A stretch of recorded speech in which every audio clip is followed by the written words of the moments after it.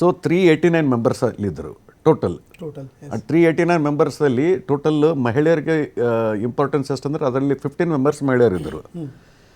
ಯಾವಾಗ ಇಂಡಿಪೆಂಡೆನ್ಸ್ ಸಿಕ್ತು, ಕಾನ್ಸ್ಟಿಟ್ಯೂಷನ್ ಇನ್ನೂ ತಯಾರಾಗಿಲ್ಲ, ಇಂಡಿಪೆಂಡೆನ್ಸ್ ಸಿಕ್ಕ ನಂತರ ಈ 389 ಮೆಂಬರ್ಸಲ್ಲಿ 100 ಮೆಂಬರ್ಸ್ 90 ಮೆಂಬರ್ಸು ಪಾಕಿಸ್ತಾನಕ್ಕೆ ಹೋದರು. ಯಾಕಂದ್ರೆ ಪಾಕಿಸ್ತಾನ ಇಂಡಿಯಾ ಕೂಡಿ ಕಾನ್ಸ್ಟಿಟ್ಯೂಷನ್ ಮಾಡ್ತಾ ಇತ್ತಲ್ಲ. ಆಮೇಲೆ ಆ 90 ಮೆಂಬರ್ಸ್ದಲ್ಲಿ ಮೋಸ್ಟ್ ಇಂಪಾರ್ಟೆಂಟ್ ಲಿಯಾಕತ್ ಅಲಿ ಅಂತಾನ, later he became law minister there. ಇಲ್ಲಿದು ಅಲ್ಲಿ ಲಾ ಮಿನಿಸ್ಟರ್ ಆದರು ಅವರು. ಆಗಿ ಅದು ಏನಾಯ್ತು ಅಂತಂದರೆ ಆಮೇಲೆ ಬರ್ತಾ ಒಂದು 10 to 20 ಮೆಂಬರ್ಸ್ ಅವ್ರು ಏನಪ್ಪ ಏಜ್ ಆಗಿ ನಿಧನರಾದ್ರು. ಕೊನೆಗೆ ಏನಪ್ಪ ಅಂತಂದ್ರೆ ಒಂದು 289 ಮೆಂಬರ್ಸ್ ಇದಾಗ್ತದೆ, ಸಿಗ್ನೇಚರ್ ಇದೆ ಕಾನ್ಸ್ಟಿಟ್ಯೂಷನ್ದಲ್ಲಿ. ಇಂಪಾರ್ಟೆನ್ಸ್ ಆಫ್ ಕಾನ್ಸ್ಟಿಟ್ಯೂಷನ್ ಏನಂತಂದರೆ ನಾವು ಹೇಳಿದಂಗೆ ಇದು ಏನಪ್ಪ ಅಂದ್ರೆ ಒಂದು 60 ನೇಷನ್ಸ್ದು ಕಾನ್ಸ್ಟಿಟ್ಯೂಷನ್ ರೆಫರ್ ಮಾಡೀವಿ. ಮೋಸ್ಟ್ ಆಫ್ ದ ಆರ್ಟಿಕಲ್ಸ್ ಏನಪ್ಪ ಅಂದ್ರೆ ಗೌರ್ಮೆಂಟ್ ಆಫ್ ಇಂಡಿಯಾ ಆ್ಯಕ್ಟದ ಅದ. ಆಮೇಲೆ ಆರ್ಟಿಕಲ್ 395 ಏನಿದೆ ಅದು ಏನಪ್ಪ ಅಂದ್ರೆ ಆ ಆರ್ಟಿಕಲ್ನ ಯೂಸ್ ಮಾಡಿಕೊಂಡು ಈ ಗೌರ್ಮೆಂಟ್ ಆಫ್ ಇಂಡಿಯಾ ಆ್ಯಕ್ಟ್ ಏನದಲ್ಲ ಅದನ್ನು ರದ್ದು ಮಾಡಿದ್ದೀವಿ. ಈಗ ಎಲ್ಲ ನಮ್ಮದು ತಂತ್ರ, ನಮ್ಮದು ಏನಪ್ಪ ಅಂದ್ರೆ ಇದು ವ್ಯವಸ್ಥೆ, ಬೇರೆಯವ್ರದ್ದು ಏನು ಇದರಲ್ಲಿ ಹಸ್ತಕ್ಷೇಪ ಇಲ್ಲ. ಅವಾಗ ಏನಂತಂದರೆ ಈ governor general post, viceroy post ಇವೆಲ್ಲ ಅಬಲಿಷ್ ಆದವು. ರಾಷ್ಟ್ರಪತಿ ಅಂತ ಪ್ರೆಸಿಡೆಂಟ್ ಅಂತ ಪೋಸ್ಟು ಚಾಲನೆಯಲ್ಲಿ ಬಂದು ಮತ್ತು ಏನಂತಂದ್ರೆ ಬರ್ತಾ 1951ದಲ್ಲಿ ಎಲೆಕ್ಷನ್ಸ್ ಆಯಿತು. ಎಲೆಕ್ಷನ್ ಆದ ನಂತರ ಫಸ್ಟ್ ಪಾರ್ಲಿಮೆಂಟ್ ಕಾನ್ಸ್ಟಿಟ್ಯೂಟ್ ಆಯಿತು, ಪ್ರಧಾನಮಂತ್ರಿ ಆದರು, ರಾಷ್ಟ್ರಪತಿ ಕೂಡ ಎಲೆಕ್ಟ್ ಆದ.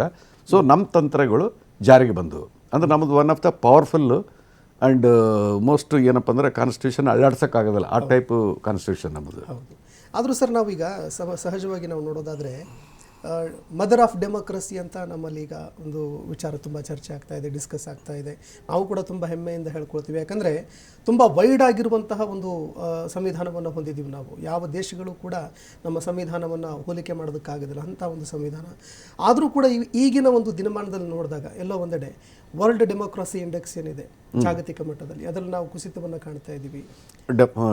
ಡೆಫಿನೆಟ್ಲಿ. ಯಾಕಂದರೆ ಒಂದು ಡೆಮೋಕ್ರಸಿ ಇದು ಒಂದು ಬೆಂಚ್ ಮಾರ್ಕ್ ಏನಪ್ಪ ಅಂದ್ರೆ ಅಮೇರಿಕದವರು ಡಿಕ್ಟೇಟ್ ಮಾಡ್ತಿದ್ರು. ಅಂದ್ರೆ one of the vibrant democracy ಅಂತ ತಿಳ್ಕೊಂಡು ಈಗ ಅಲ್ಲಿ ಆಲ್ಮೋಸ್ಟು ಏನಂತಂದ್ರೆ ಡಿಕ್ಟೇಟರ್ಶಿಪ್ಗೆ ಹೋಗಿಬಿಟ್ಟಿದೆ.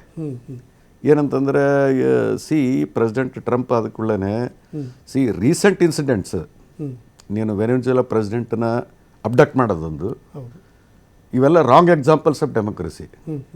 ಆಮೇಲೆ ಏನಂತಂದರೆ ಆ ಆಪರೇಷನ್ ಮಾಡಬೇಕಾದ್ರೆ ನಿಮ್ಮದು ಯುದ್ಧ ಮಷಿನರಿ ಯೂಸ್ ಮಾಡಬೇಕಾದ್ರೆ, ವಾರ್ ಮಷಿನರಿ ಯೂಸ್ ಮಾಡಬೇಕಾದ್ರೆ ಬೇಸಿಕ್ ಕರ್ಟಸಿ ಏನಂತಂದರೆ ಅಲ್ಲಿ ಪಾರ್ಲಿಮೆಂಟ್ದು, ಅಲ್ಲಿ ಸೆನೆಟ್ದು, ಕಾಂಗ್ರೆಸ್ದು ಪರ್ಮಿಷನ್ ಕೇಳಬೇಕು.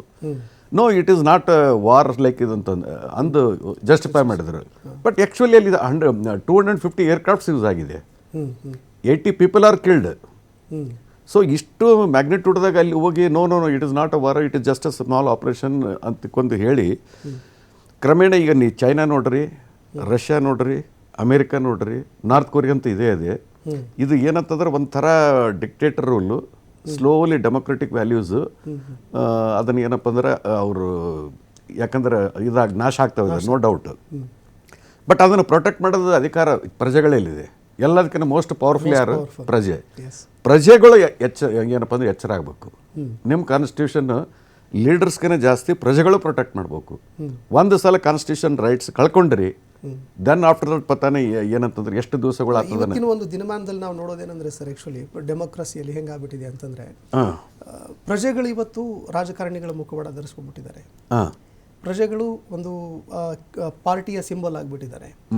ನಾವು ಪೀಪಲ್ ಆಗಿ ನಮ್ಮ ಡೆಮೋಕ್ರಸಿಲಿ ಫಸ್ಟ್ ಹೇಳೋದೇ ಅದು, ವಿ ದ ಪೀಪಲ್ ಅಂತ. ಈ ದೇಶದ ನಾಗರಿಕರಾಗಿ ನಾವು ನಮ್ಮ ಕರ್ತವ್ಯ ಏನು ಅಂತಂದರೆ ಯಾವುದೇ ಒಂದು ಸರ್ಕಾರನ ಎಲೆಕ್ಟ್ ಮಾಡಿದ ಮೇಲೆ ಅವ್ರು ಹೇಳಿದಂತಹ ಕೆಲಸಗಳು ಆಯ್ತಾ ಇಲ್ವಾ, ನಮ್ಮ ದೂರದೃಷ್ಟಿಯನ್ನು ಆಗ ನಾವು ಅಚೀವ್ ಮಾಡೋಕ್ಕಾಗತ್ತೆ ಅಂತ ಇವತ್ತಿನ ದಿನಮಾನದಲ್ಲಿ ನೋಡಿದಾಗ ಎಲ್ಲೋ ಒಂದೆಡೆ ನಾವು ಆ ನಾಗರಿಕರಾಗುವಂತಹ ಒಂದು ಹಕ್ಕೇನಿದೆ ಅದನ್ನು ಕಳೆದುಕೊಳ್ತಾ ಸಾಗ್ತಾ ಇದ್ದೀವ ಅಂತ.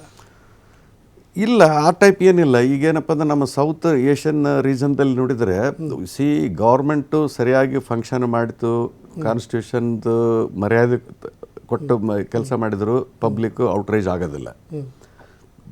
ಬಟ್ ನಾವು ಶ್ರೀಲಂಕಾದಲ್ಲಿ ನೋಡಿದ್ದು, ನೇಪಾಳದಲ್ಲಿ ನೋಡಿದ್ದು, ಬಾಂಗ್ಲಾದೇಶದಲ್ಲಿ ನೋಡಿದ್ದು, ಜನರು ರೊಚ್ಚಿಗೆದ್ರಂದರೆ ಯಾಕೆ ರೊಚ್ಚಿಗೆದ್ರಂತಂದರೆ ಅಲ್ಲಿ ಸ್ವಲ್ಪ ಕಾನ್ಸ್ಟಿಟ್ಯೂಷನಲ್ ಪ್ರಾವಿಷನ್ಸ್ನ ಮಿಸ್ಯೂಸ್ ಮಾಡ್ಕೊಂಡು ಒಂಥರ one man rule, dynasty rule ಈ ಟೈಪ್ ಬಂದು ಎಲೆಕ್ಷನ್ ಮ್ಯಾನಿಪ್ಯುಲೇಷನ್ ಮಾಡೋದು, ಇವೆಲ್ಲ ಬಂದದಕ್ಕೆ ಏನಂತಂದ್ರೆ ಜನರದು ಪ್ರೊಟೆಸ್ಟ್ ಆಯಿತು. ಜನರ ಈ ಜಂಜಿ ಅನ್ನೋ ಒಂದು ಪ್ರೊಟೆಸ್ಟ್ ಬರ್ತಾ ಇದೆ ಸರ್ ಈಗ, ಈ ಜಂಜಿ ಆಗಿರುವಂತ ಪ್ರೊಟೆಸ್ಟ್. ಅದಕ್ಕೆ ನಾನು ಹೇಳ್ತಾ ಇರೋದೇನೆಂದ್ರೆ ಜನ ಆ ತಾಳ್ಮೆಯನ್ನೇ ಕಳೆದುಕೊಳ್ತಾ ಇದ್ದಾರೆ ಈಗ. ಇಲ್ಲ, ಈಗ ಜನರಲ್ಲಿ ಆ ಜಂಜಿ ವರ್ಡ್ ಟೆಕ್ನಾಲಜಿ ಇದೇನಪ್ಪ ಅಂದ್ರೆ ಜಾರಿಯಲ್ಲಿ ಬಂದದ್ದು ನೇಪಾಳದಿಂದ ಬಂತು.